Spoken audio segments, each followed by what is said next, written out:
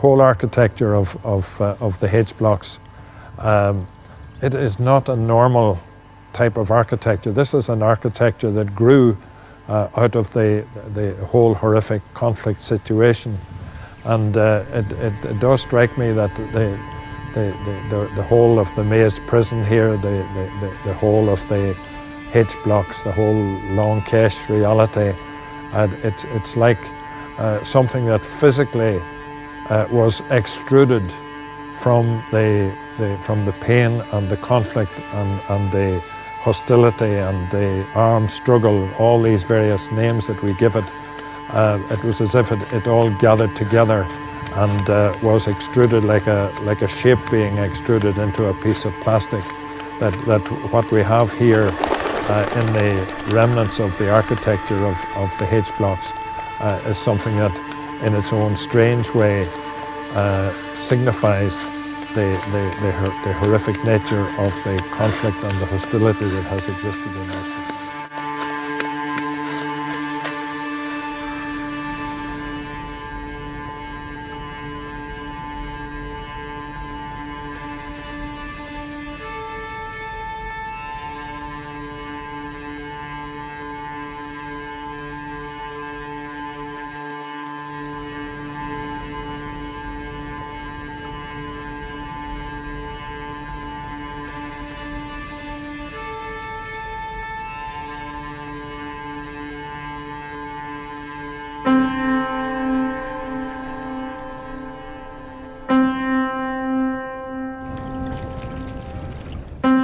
No such thing as political murder, political bombing, or political violence. There is only criminal murder, criminal bombing, and criminal violence.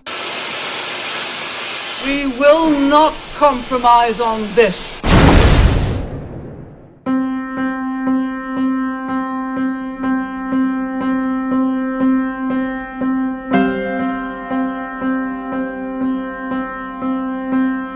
Are you all right, Bobby? I'm grand, man. Are they feeding you all right?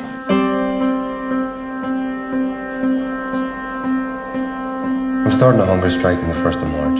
You're going head to head with a British government who are unshakable.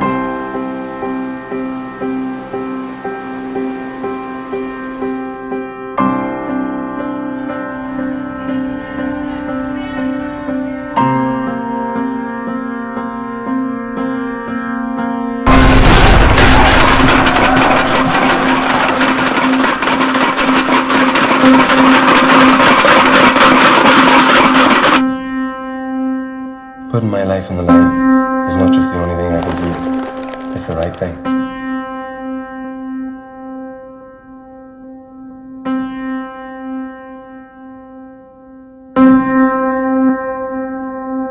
So I just noticed today from this height, which is higher than a prisoner would ever have been, we're on the first floor of the admin building.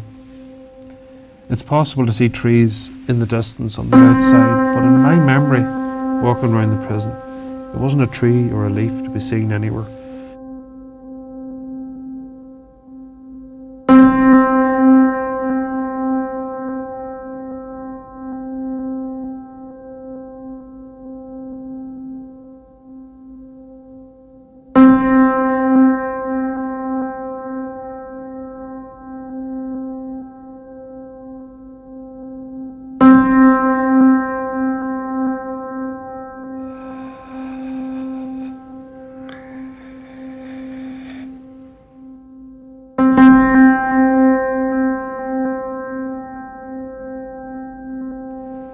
I'm starting a hunger strike on the 1st of March.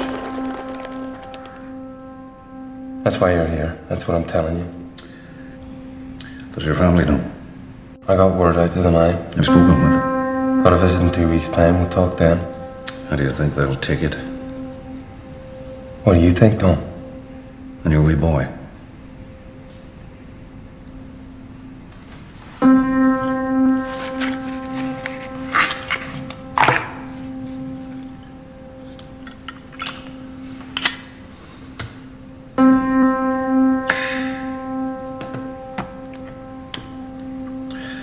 So what makes it different from the last time? Last hunger strike was flawed. It became emotional. 7 men started at the same time. They all got weak and they couldn't let the weakest one die, which left us susceptible to being conned by the Brits, and that's exactly what we were, conned. This time out, the men will start consecutively 2 weeks apart. Somebody dies, they'll be replaced. There's no shortage of us. 75 men have put their names forward. Oh, for Christ's sake. The announcement's being made today. The education was encouraged by the organisation outside. If people studied an O-level and passed, they were sent in stuff from outside, Parker pens, bits and bobs, you know. And it was very well supported, and it helped a lot of people. The 52 life prisoners that were in the compounds then, there was only one prisoner didn't do any education at all. I think there was something like 12 or 14 open university graduates came out of the compounds, which is quite fantastic when you think about it. There was hundreds and hundreds of O-level successes, so that helped a lot of people. And a lot of people who I know who graduated out of here are doing a lot of good work with young people, with communities outside, and that formed the basis of that support for them.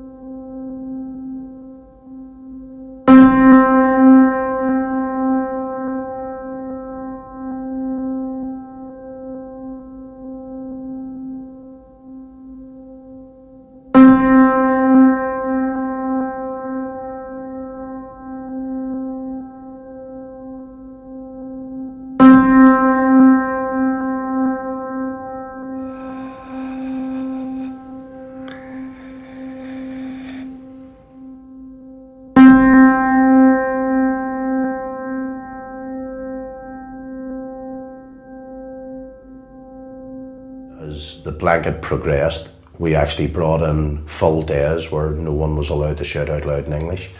It was to allow for people to develop their conversational Irish, and worked fairly well. Our block, and our wing in our block and 3 would have been fairly strong in relation to the Irish. The OC in that wing was Bobby Sands, and Bobby was very keen on Irish. He promoted it, and so did everyone else in the wing to a large degree. I think it ended up there were only about 5 people in that wing who didn't attend Irish classes. Well, and it's a mad thing when you say attend Irish classes, because attending an Irish class meant standing up at the door and listening. It wasn't as if you were going anywhere.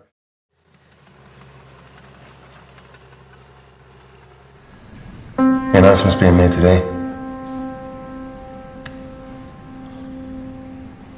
So what makes this protest different is that you're set to die, Bobby. May well come to that. Have you thought about what you're going to be putting these boys through? I mean, putting aside what's going to happen to these poor men's families, you're going head to head with a British government who clearly despise republicanism, who are unshakable.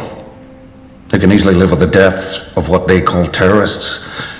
And the stakes are much higher this time. I know that. And if you're not even willing to negotiate, you're looking for them to capitulate. Is that it? Right. So failure means many dead men, families torn apart, and the whole Republican movement demoralised. Aye. Worst case scenario, it might well mean all that. But short term, out of the ashes, Come on. guaranteed there'll be a new generation of men and women, even more resilient, more determined. Look who you're talking to. There's a war going on. I thought you might understand. You're talking like a foreigner. And you had your computer. I did. And you had a library. Yeah. And you had and it was very compact. And there was always tea and biscuits or toast. You used to bring, every time, I always welcome your visit, because every time you came you used to bring a cake or biscuits or something. That's right. We treat. I remember that. Yeah.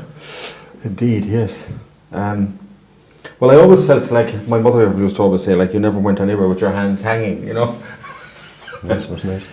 But no, it was. It does. Really seem It was like, you know, it was like a scholar's cell. By the way, I mean, the curious thing, again, from my point of view, as somebody who was involved in supervising your PhD, I mean, you know, the atmosphere of scholarship. I mean, even though you had no community of scholars, you were the community of scholars yourself, as it were, other than through your books. But there was a tremendous atmosphere of learning and scholarship and study. There was a major effort in here, because I wasn't the only one doing No. a degree, but there were people doing languages, people doing open university courses. So there's a lot of effort, and also fitness, yoga was a big thing too. But there was all activities going around, so self-improvement, development, lots of activities. It was scholarly, I felt that. And I knew where to go and get books. I mightn't have had everything I needed in this cell, but I would have known somebody might have had a book I could use. And we'd have had our own library, a collection of books. And when you finished reading, it would have been generally people who would put the books down in the library. Yeah. And you could also go over to other blocks and bring books back with you. That was very good. So you would have thought a lot of restrictions doing a PhD in jail, but in fact it worked out okay.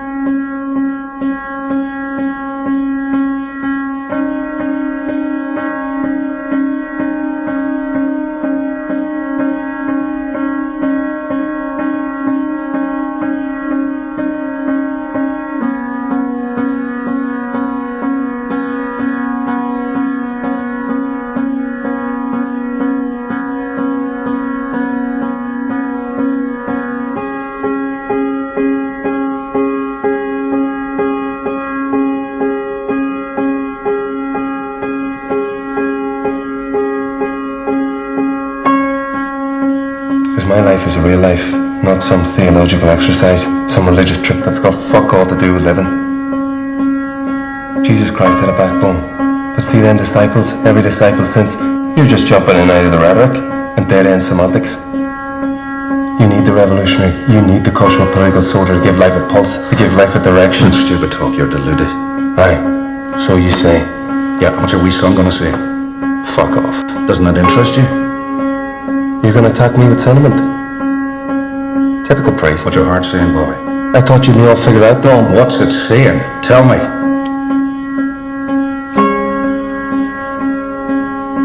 My life means everything to me. Freedom means everything. I know you don't mean to mock me, Dom, so I'll just let all that pass. This is one of these times when we've come to a pause. It's a time to keep your beliefs pure. I believe that a united Ireland is right and just. Maybe it's impossible for a man like you to understand. But having respect for my life, a desire for freedom, an unyielding love for that belief, means I can see past any doubts I may have. Putting my life on the line is not just the only thing I can do, Dawn. It's the right thing. And I could take the punishment for all our boys. I had the respect of them other boys now, and I knew that.